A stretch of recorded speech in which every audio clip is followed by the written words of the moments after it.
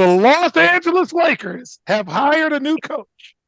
It is J.J. Redick, Why? and people are excited or they're crazy. I wonder why Sam Cassell can't get a gig. Greetings and salutations and welcome to the Odd Coaches Podcast. I am your host, Dr. Keith Adams, and with me today for this Wind Up Wednesday edition, we've got a full slate with our cavalcade of stars, starting with academic and athletic consultant for the CK Save Project, George Ockett. George, congratulations to the Celtics. How you doing, man? Yeah, thank you very much. Blessed to be here with my crew. Hey, Will, I told you. Okay. And team captain for life, Will Cotton. Will, how would you like your crow this morning? Even though you didn't say they were bad, you just said they underperformed. How you doing, man? There was NBA on. I might have missed it. It was very boring. I didn't see anything. So. Our favorite administrator is here, Robert Abney. What's going on, man? I'm just down here in Central Texas, living the dream, man, every day. And team is it leader. 2,000 degrees down there? Not quite. That's only DC, Will. Not hot yet. Give us a couple weeks. And our team leader and newest Alice Caruso fan, Mike King. Mike, how are you, sir? I was going to say, we're spending all our time to talk about Boston when Alex Caruso is the big story of the week. All right. On today's show, segment 1, we're going to wrap up the NBA Finals and get some coaching reactions to some of the moves made in the NBA. Segment 2, NBA Draft Preview, and GMs need to get their resumes ready because somebody's going to get fired for what they do this week. And segment 3, WNBA News and Notes. But first, Finals reaction. Boston won. Boston entered the season with the best chance in the East to win it all. 8 months later, they won the championship. Got a lot of guys coming back. Jaylen Brown won MVP. Jason Tatum had a great season. George, you were on the Celtics all year. You let us know that they were going to be good, and we didn't deny that. But your time, sir. Any thoughts on the Celtics? And is this dynasty time, baby? Excuse me. Let me limber up real quick before I take this lap real quick on Will real quick. Yeah. You can roll your eyes if you want to. Oh man, I mean, they were the best team just at the beginning of the season. We saw that all through the season. They are a matchup nightmare for most NBA teams for the fact that they have two of the best wings in the game right now, and that can get to their shot, and can get in the lane and finish. So they are a problem. Are they a dynasty? I don't know if you can say that in today's league. You're talking about you got a lot of teams up and coming right now, but you know that they're going to be there, and that they're going to be there every year. And I think that they learned a lot this year, and they're coming along. So they're going to be a team that you're going to have to watch out for. They're going to be a team that you're going to have to watch out for the next few years, until that new cap kicks in, and Jason Tatum makes that humongous bag he's going to make. I don't know if they're going to be able to keep everybody together, and Al Horford can't play forever. So we'll see what happens. Will, before we transition to Dallas, any thoughts on the Celtics season since George brought it up to you? He was right. He was right. I think that's the first thing I'll say. He was right. Say it again. No. They were the best team. They were the best prepared team. They were ready to take care of when KP got injured, and those were a couple of things that people worried about. And they were the quietest team. They didn't have any issues during the season. They had any people, any DUIs or upset with the coach or upset with shots or anything like that. Everybody was focused on the championship, and that's what they did. So that's congratulations to them. And again, people are saying, "Oh, well, they got injured, or the best player got injured." And You just have to play your game, and they did. and they won the championship, and they didn't worry about who about nobody else team. They wasn't worried about who got injured. They weren't about the hype. Even the losses, I was talking trash, or Odd Coaches podcast where they were talking trash about about their playoff win. They did a great job, and they won like a true champion. So congratulations to Boston. All right. So, Robert, you're in Central Texas. You're not in DFW. I think I said that right. But Dallas, they're going to try to run this back with the team they have and maybe add a piece or two. Is this it for Dallas, or do you think they've got another run in them? But the West is ridiculous. I mean, I guess they could make another run. They really caught lightning in a bottle this playoff seat. I mean, they played really well for an extended period of time, which is how they got to the finals. And can they do it again? Yeah, I guess, sure.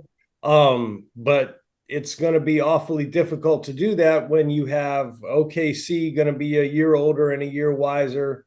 Same with Minnesota. Denver's not going anywhere. You know, the Kings are pretty good. The Clippers are pretty good. And don't forget about the Lakers. Never mind. Mike, you're an OKC guy. They didn't make it this year, but they got a valuable experience. Wow. Are you worried about Dallas, sir? Wow. Or this was the 1 year, enjoy it, and it's never going to happen again? I mean, they got two superstars, so you got to be worried a little bit. But when I think about teams losing the NBA finals and coming back stronger, I think of people with like that Kobe mindset. And like 2 days later, he's working out 5 times. And there's the Chris Bosh story. I guess they're doing some like Team USA thing. It was the week after they lost, and he wakes up early, but Kobe's already been there working out, and he's had breakfast, and he's working out again. Does Dallas have anyone like that? Like that's my question. Like, I think OKC, those young guys, I think they're those kind of guys that were like, we were so close, we're gonna get better. I don't think Luka's that guy. So it's hard to do it 2 years in a row unless you've got the right mentality. And I don't know if they have those guys. That's what we'll find out. All right. So to close this segment, and I want to hear from everyone, the Los Angeles Lakers have hired a new coach. It is JJ Redick. Why? And people are excited or they're crazy. I wonder why Sam Cassell can't get a gig. So I'm going to go around and get your reactions to it's now official. Tell me your thoughts on the JJ hiring and what impact, if any, will it make on the Los Angeles Lakers. Will, I'm going to start with you. Any thoughts on the JJ Redick hire? The Lakers know how to stay hot without even having a good team. They stay in the news for being a bad team. I just think it'll be funny when LeBron doesn't re-sign and he ends up not going to LA. And now JJ Redick got AD and a bunch of bums trying to coach his way through the West. So that'll be fun. I hope that happens. Because the Lakers just making stupid decisions. I don't know where you go from, the UConn coach to JJ Redick. I don't know where's the in between. There's a ton of coaches in between that you could talk to, and you went, let's go with a guy who's a proven winner, but we didn't get him. Let's go with a guy who hasn't won nothing. I don't know where that comes. It's. I think people will look back and they'll say, if it wasn't for that pandemic, the craziness of winning the final, it was a failure. It was a failure tenure in LA. LeBron doesn't want to say it, but it is. So I'm get ready for a lot of games on prime time, I guess, because that's what you're gonna get. So have fun, LA. George, JJ, Dynamite. What are you thinking, sir? I'm just waiting for the segment to happen here where we can get a whiteboard and I can diagram some plays with Robert or some baseball strategies in here with a couple of you guys, so I can get a managerial or coaching job, because you go from a podcast to a coaching job. That's a hell of a jump right there. That's a hell of a jump. So all I have to say to this is that's all I got to say. This is another glossy photo. We're gonna end up in the end up in the page 7 of the New York Post, and we'll be on the front time of the LA Times. So keep us in the news. People Magazine will do the interview on JJ in the next couple. That'll keep them around for a season. So whatever, man. This is ridiculous. Robert, you are our favorite administrator. You bring levity to this. You're going to bring an insightful, intense take to us. What do you think about JJ being the Lakers coach? They better find him some old heads to sit beside him on the bench and coach him up. I actually saw something, and I think I sent it to y'all, the Fran Fraschilla thing, where, here's a list of things he needs to do to prepare for the season. And all of this is stuff that you can't replicate it. You can't just say, hey, today I'm going to practice drawing up plays with, for last second possessions. We're going to practice this today. I don't know how you do that. And so he needs to, if there's any chance of them succeeding, which I don't think is going to happen. I don't think this is going to end well. They got to find some old heads with NBA experience, installing offensive and defensive concepts to sit next to him on the bench. And he just focuses on relationships with the players and developing young guys. That if it's going to work, that's the only way it's going to work. Okay, Mike. Milkman. Mike, you were hating JJ Redick before it was cool.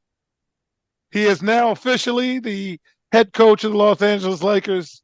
Your thoughts on the hire, sir? The old heads that they hire could be get a time machine and have Red Auerbach and Lenny Wilkins and Pat Riley and Greg. It doesn't matter. They have no talent. They're in a conference with 10 teams with more talent. It's going to be a disaster. It's going to be funny to watch. But Will's criticizing the LeBron era, and you're forgetting that they got a banner for a regular season tournament championship. I mean, I'm sorry. Only one team's done that. That's impressive. On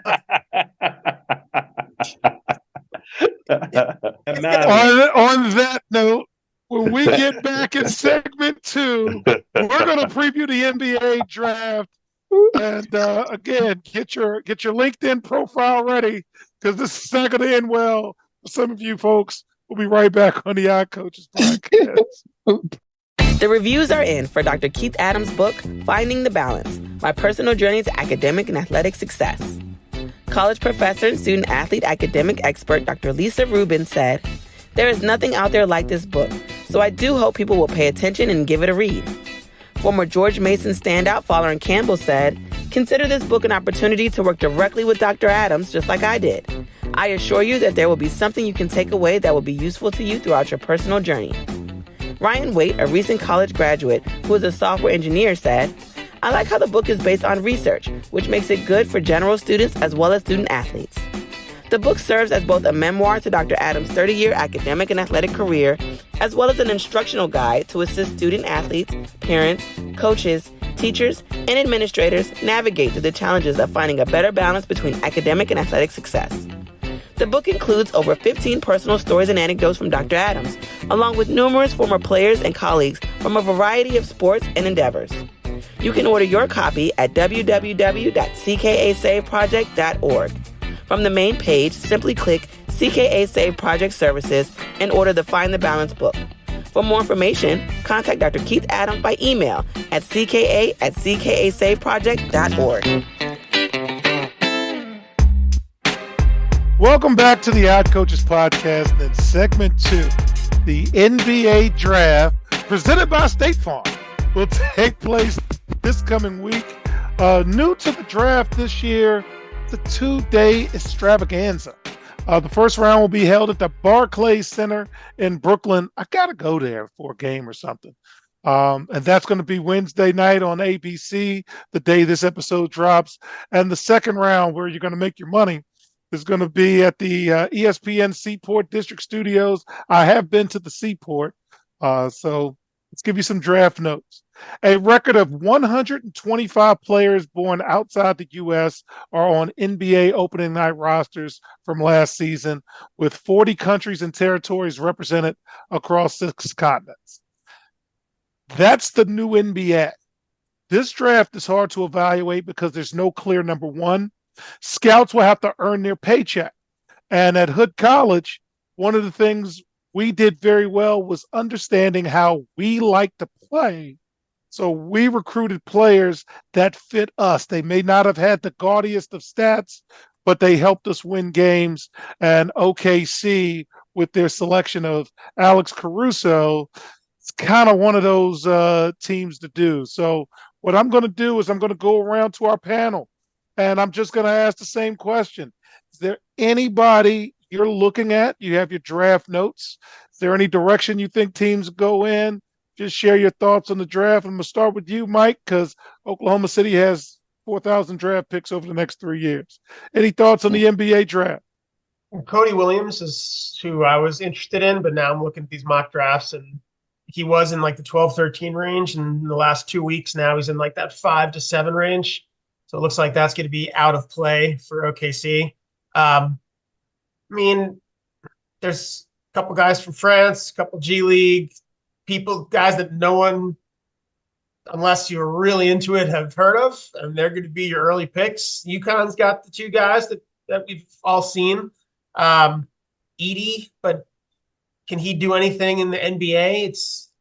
It's different being 7'3" in college and just owning people. Then you get to the NBA and 7'3" isn't what it used to be. You have to be all over the floor. You can't just stand in one spot. So it's like a close your eyes and dartboard kind of draft. I have no idea. Robert, any thoughts on the draft? Anybody you're looking at? Anybody catch your eye? Any team situation? Floor is yours. I mean, the only guys I know who are in the top 10 are the 2 UConn guys, Castile and Donovan Clingan, right? It's going to be interesting to see what San Antonio does. They've got 2 picks in the top 10. You need some guys to go along with Wemby. This ain't a great draft. What do you do with that? My guess is like Castile might be a good fit for them because they need they need a lot of guys, but he's a 6'6" guy. He can handle the ball and he can guard people. That's not a bad guy to have. They like their Europeans in San Antonio, so it wouldn't surprise me if they wind up with one of the Frenchmen. I guess there's a guy who played in the G League, who is European, who might go to them. I don't know, but I'm interested to see what San Antonio does with 2 picks in the top 10 in a draft that's kind of meh. We'll see. All right, George, what are you thinking about NBA draft this week? I mean, I guess the safe bet is to go with Shepherd out of Kentucky. But we'll see what happens because San Antonio does like their European players.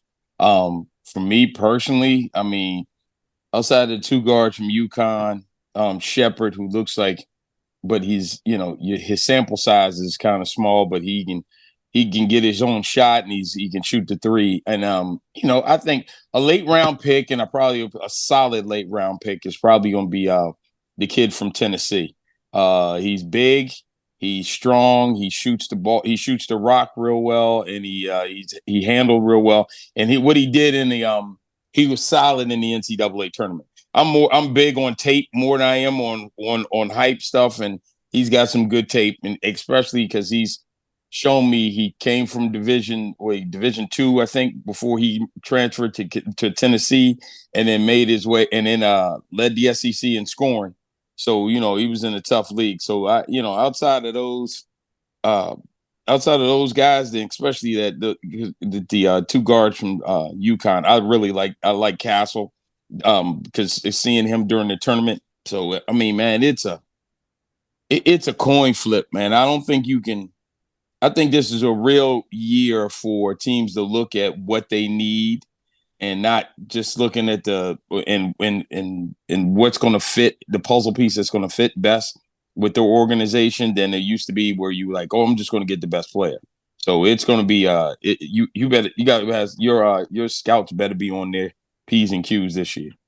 Yeah, and for me, I do value talent evaluation. I do value the scouts for your team aligning each part of your team with whatever it is you're trying to do. So for me, two guys I'm looking at, I'm looking to see if Zach Edey gets drafted because I think he can play on an NBA roster. I think for 10 to 15 minutes a game, he could cause a disruption and he can make good money 10 years clean. I think so.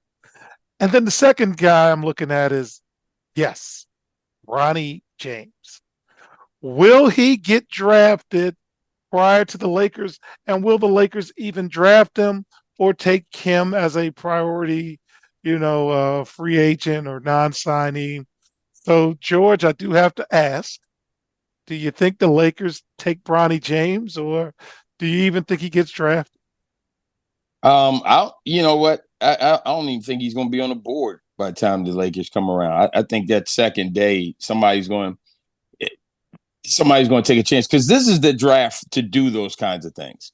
I think that there's probably your rookie of the year is probably going to come out of the second round or undrafted or something like that because it's all over the place and we have no clear top five. So I think because of the hype, what goes on around him, Bronny did all the favors for himself by having a great showing at the combine.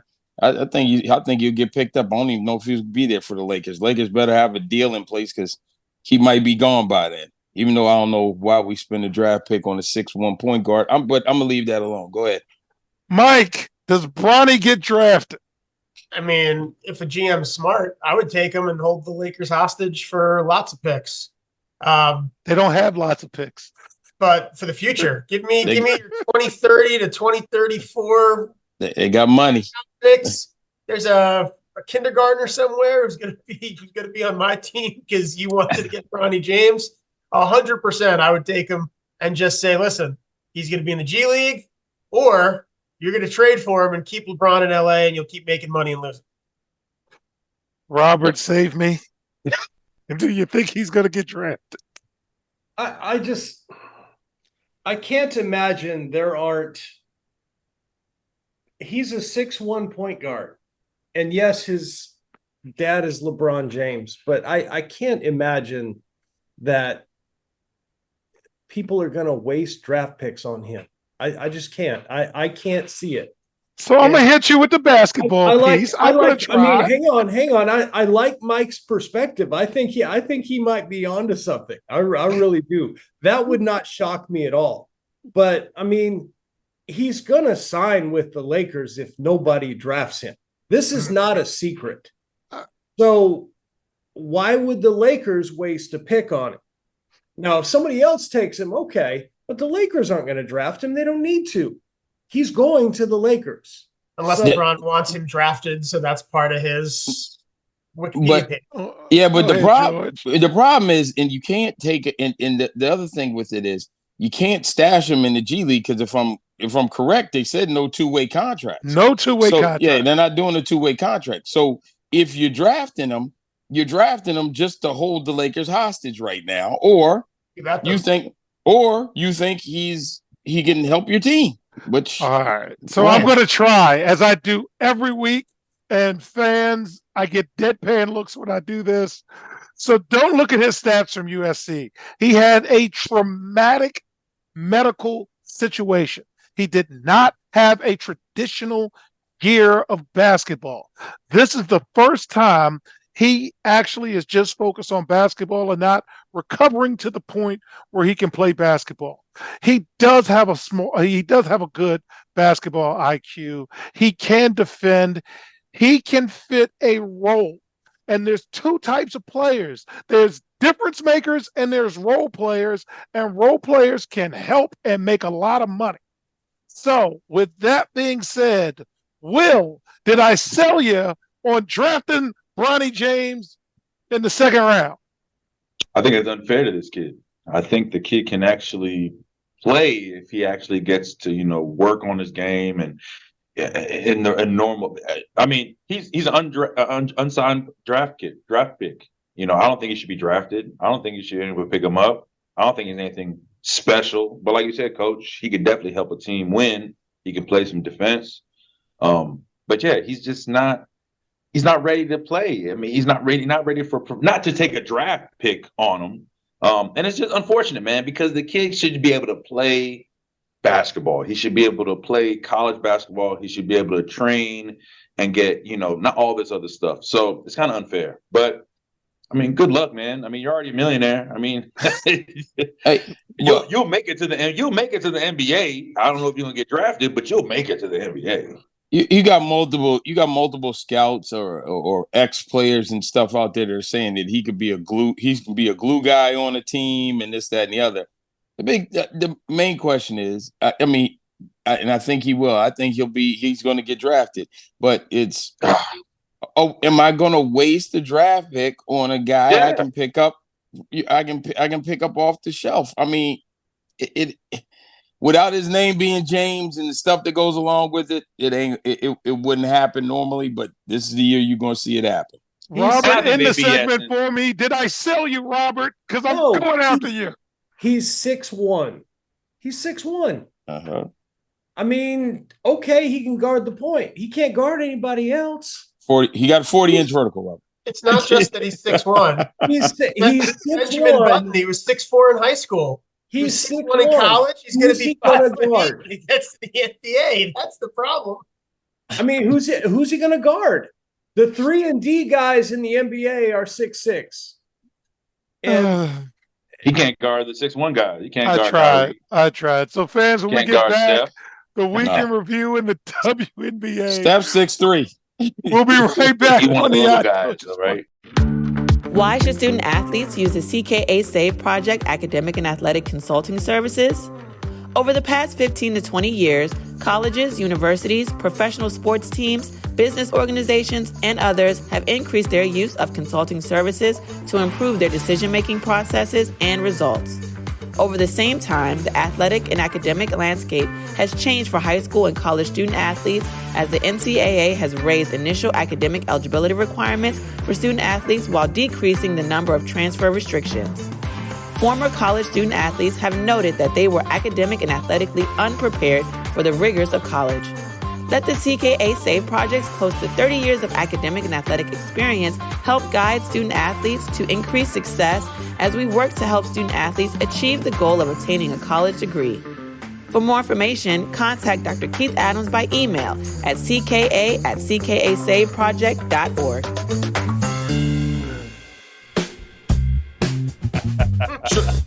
Trey Jones, big Welcome back to the Yacht Coaches Podcast. That is segment 3, WNBA Power Rankings. 1, Connecticut. 2, New York. 3, Minnesota. 4, Seattle. 5, Las Vegas. 6, Phoenix. 7, Atlanta. 8, Indiana. Oh, my goodness. 9, Chicago. 10, the Los Angeles Sparks. 11, Dallas. And 12, the Washington Mystics. Who's hot? Connecticut's hot. New York is hot. Minnesota's hot. And Seattle is hot. That means they've won like 7, 8 out of 10, not 5 out of 6 or 5 or 6 out of 10. Who's not? Los Angeles is not hot. Dallas is not hot.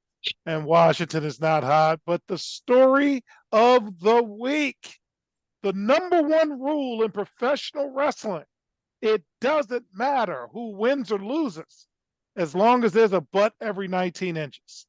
Indiana puts butts in seats. The Indiana Fever played in front of another capacity crowd when they beat the Atlanta Dream in front of over 17,000 people.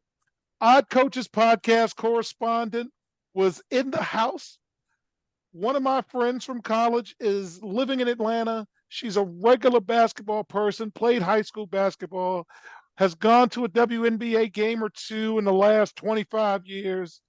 But she said to me, I had to be there because I had to see what was going on. And she said 17,000 people were there. It was sold out. And families was there. and people who don't even like basketball was there wearing the t-shirts and the jerseys and so forth. So I'm going to Mike. Mike, I'm telling you, a regular person got out of bed, put their hands in their pocket, paid for a ticket to go see Caitlin Clark, and couldn't name 10 players in the WNBA. What say you about this phenomena in terms of butts in the seats? I mean, in the end, that's like you said, that's what it's about. But as the season goes on, we're starting to see all the talk before the season from like the Diana Taurasi. Oh, she's this league's different. This league's different. It's gonna be harder. Da, da, da. The rookies are getting better. Not just Caitlin Clark, Angel Reese. You look at their stats game by game. Their field goal percentage. That was the biggest thing because they put up stats. Field goal percentages were bad. Both of them. They're really starting to climb. Caitlin Clark, top 20 points, 3-pointers made, rebounds, assists, steals, blocks. Every stat. She's top 20 in the league. So it's not like people are coming to see a bump. She's doing things that pretty much no one else. I don't know if anyone else can say that they're top 20 in every single stat, right? Like, so she's doing it. And the field goal percentage was, her and Angel Reese were in like the low to mid 30s. Now they're both in the high 30s. By next week, they'll probably be in 40%, and it's going to keep creeping up. And we said this earlier, they didn't get real practice time. So a lot of these teams built on rookies that probably went through growing pains early are going to start to play better basketball as time goes on. I know for Indiana, they've played more games, I think, than anyone. I think they're at 17 games. They're going to be at 18 today, and some teams are at like 13. So they're going to start getting more practice time, which they need. And as the year goes on, they're starting to win. So maybe that's been part of this, is figuring out how to play together. But yeah, it's not just Indiana. All the teams pretty much have seen a bump, and I think it's in regular games too, not just games when they're playing Indiana. There's a bump, so there's more interest in the league. It's good. George, even Las Vegas has sold out their season ticket allotment. This is about putting butts in seats. You're an athletic director. What are you thinking about all of this strategy or marketing or lack thereof the WNBA is seeing right now? Okay, so I've been on the WNBA since we've been talking about this. Like, don't fumble this one. And this is a result. They've been doing a good job. I think the Aces have sold out every game.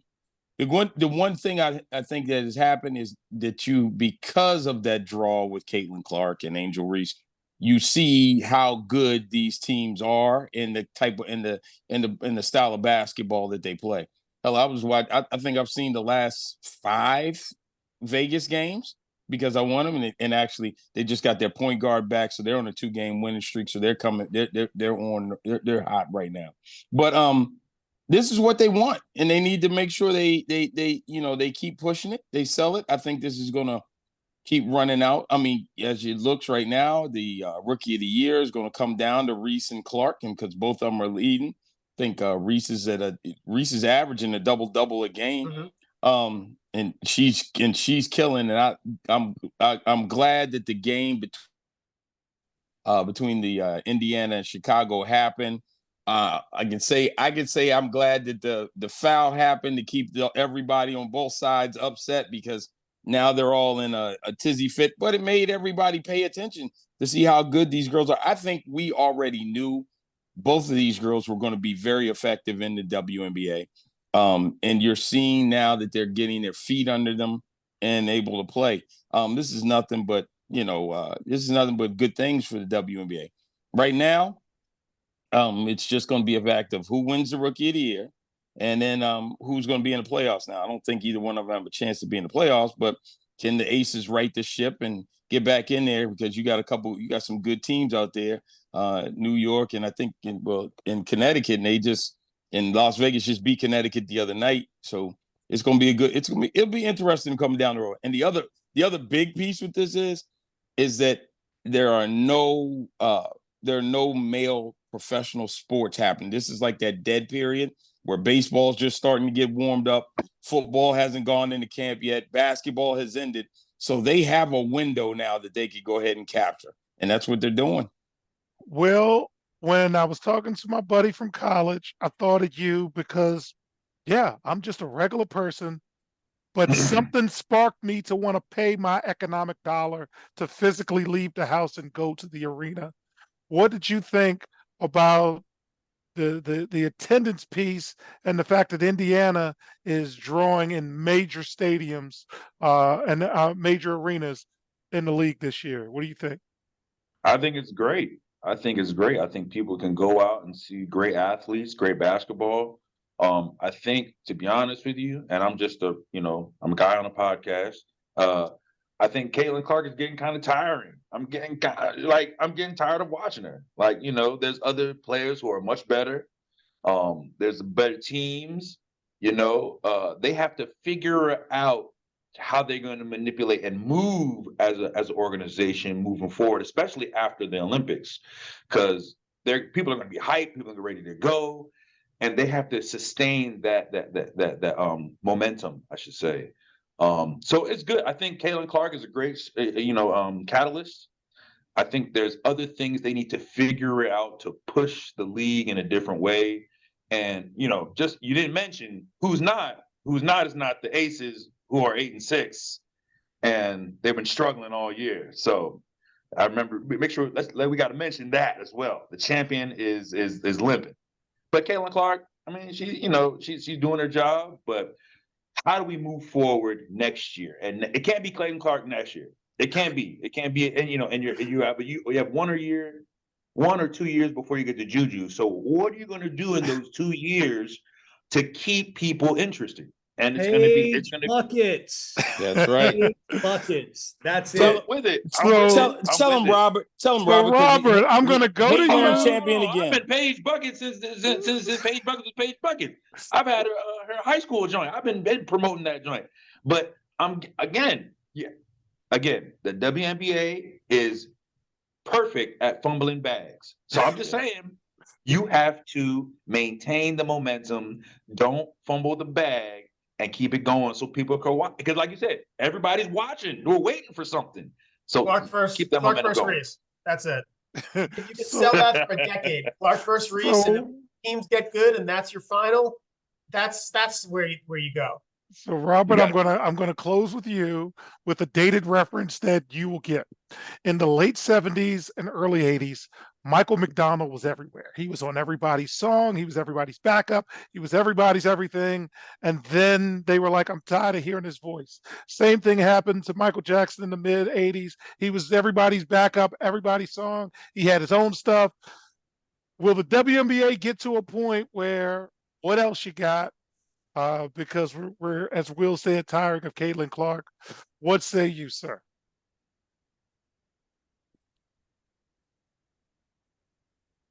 I feel like where the women's game is right now, that's not going to happen because every couple of years, there's going to be somebody new coming to kind of change the story, right?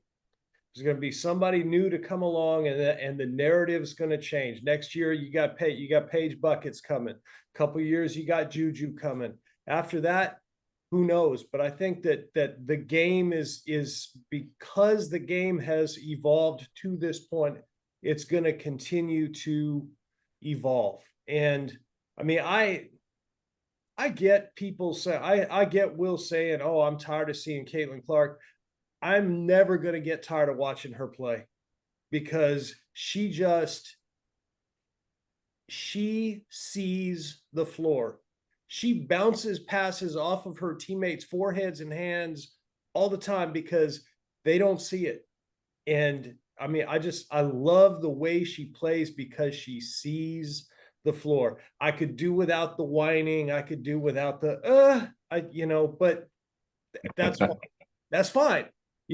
Because when she's playing and when she's right, and she's been right these past few games, she has figured it out. And she's put together a stretch of really good basketball, not forcing shots, letting the game come to her, and highly, highly entertaining. So, I mean, the game's going to evolve, but I'm never going to get tired of watching her. Hey, I will point out WNBA did stack their schedule the right way for them. because they played the tougher teams in the beginning when they were getting their butts kicked. And now they're playing the bottom feeders right now. So where making Indiana's record look better. Their schedule's looking better because they got a nice run coming up because they got a bunch of games, I think, against Washington and Atlanta, and then they'll see Chicago again. So they set it up. They set it up nice for them. They did that to put their star commodity in this like dead period. Now, it's captivating right now, but it's not as captivating as Tennessee and Texas A&M over in the College World Series. But it's worth watching. And we got a big game today because it's Fever and Chicago. One of them will make the playoffs, one won't. 8 make it, right? So that's 8-9. Today they play for the third time. If the Fever win again, that's tiebreakers. No, we got a big game in Omaha today. A&M against Tennessee. That's the marquee headliner. Well, since this will be shown on Thursday, 7:30. No one cares. So on behalf of our Cavalcade of Stars, I'm Dr. Keith Adams saying thank you for listening and or watching the iCoaches podcast. And we'll see you on the sidelines. Till next time, take care. The iCoaches podcast is sponsored by the CKA Save Project. The CKA Save Project is an industry leader in providing student-athlete academic and athletic support. From assessing student-athletes' academic and athletic skills, to measuring and monitoring student-athlete academic progress, to improving student-athlete time management and organizational skills, the CKA Save Project provides wraparound services for student-athletes from middle school through college. For more information, visit us on the web at www.ckasaveproject.org or schedule a free consultation with Dr. Keith Adams by emailing cka@ckasaveproject.org. We hope you enjoyed today's show. The Odd Coaches podcast drops new episodes every Tuesday through Friday on most weeks. Make sure you subscribe to the Odd Coaches podcast on Apple Music, iHeartRadio, Podbean, Spotify, and YouTube. Follow the Odd Coaches podcast on Twitter and Instagram at Odd Coaches. Follow Dr. Adams on Twitter and Instagram at CKA Save Project. In addition, follow Coach Mike Francis on Twitter and Instagram at Coach Franchise, spelled Coach FRANCHIZE. For more information about the CKA Save Project, please visit them on the web at www.ckasaveproject.org. See you next time on the Odd Coaches Podcast.